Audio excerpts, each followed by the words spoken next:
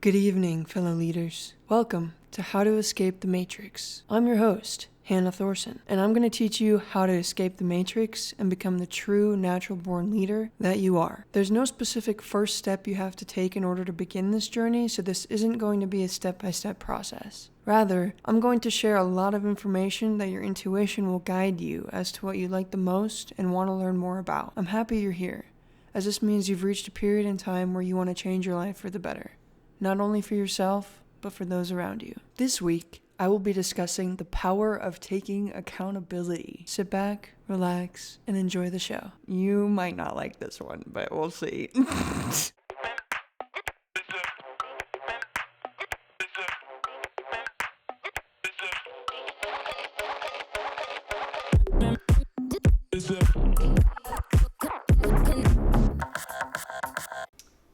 Hello, welcome back. This episode is going to be all about the power of taking accountability. People have a hard time taking accountability because when you have a responsibility to take accountability for your actions and your thoughts and how you perceive the world, when it's all that you've ever known, that the world happens to you and not for you, it can be difficult to transition into a mindset where the things that are happening around you and your problems and challenges, it's hard to perceive that these things are happening for your goodwill. And so when you add the extra added layer of accountability, where when these things start happening to you, and you start going through these things, it can be hard to take accountability because it's easier to put that responsibility on somebody else. Oh, they did this, so therefore I acted this way. This happened to me without my knowledge or without me being able to expect it. Therefore I acted and thought this way, and that's why I am where I am.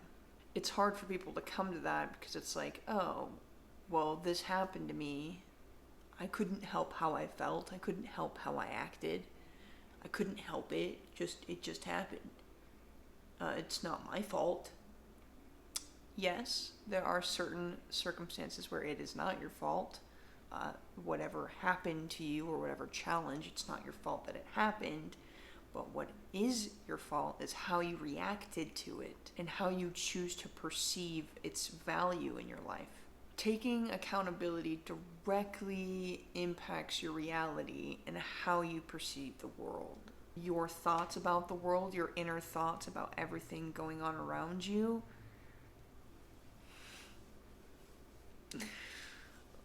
She wants to say hi. She just got her teeth taken out a little bit ago, so. But she's doing good.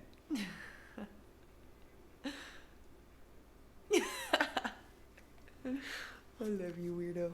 Your inner thoughts will translate into your action, which will translate into results.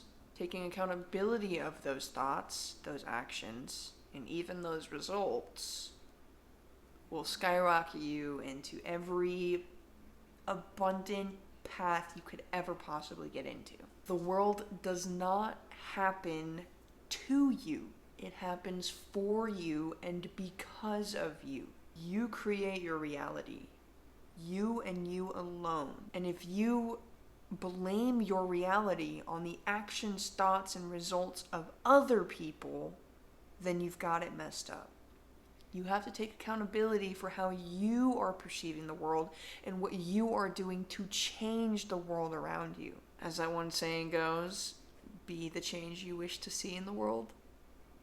So, if you deem life unfair, you deem life as, woe is me, why is this happening to me, I don't deserve this, bad things always happen to good people, what the heck is this reality? Then that's what you're going to continue to get, because you're not being grateful for what you've got, and you're not actually taking into accountability how you're perceiving and taking action with the things around you. If you take everything happening around you as a lesson, as a stepping stone to get you to where you want to go, if you see everything as that, while also taking accountability for the steps, for how you're going about something. If you go into the woods, you don't know where you're going and you are lost, and a bear comes up out of nowhere, are you going to deem that as unfair to you, that you went into these woods lost just to have a good time and the bear is now here? Are you going to deem that unfair and be like, oh, what the heck? Why is there a bear here? Why would you do this to me? Why would you threaten me with the idea of death when I'm just trying to come out here and have a good time? If you don't deem it as that, if you don't look at it as unfair, but you look at that bear as, oh, I need to run. I need to survive. This is an exhilarating experience. I'm going to be able to share this story with all of my friends now. I just got to run. I've got to take my thoughts.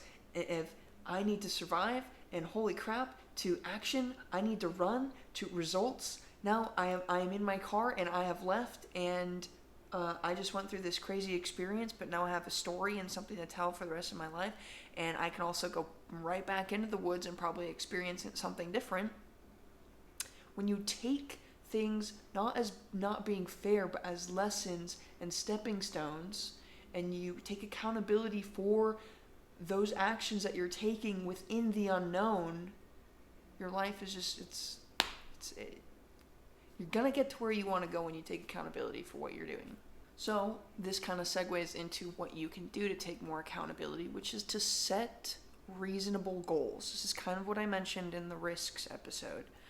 You need to set reasonable goals that you know you can achieve and you know you want to achieve. And you also need to really reflect on what those goals are.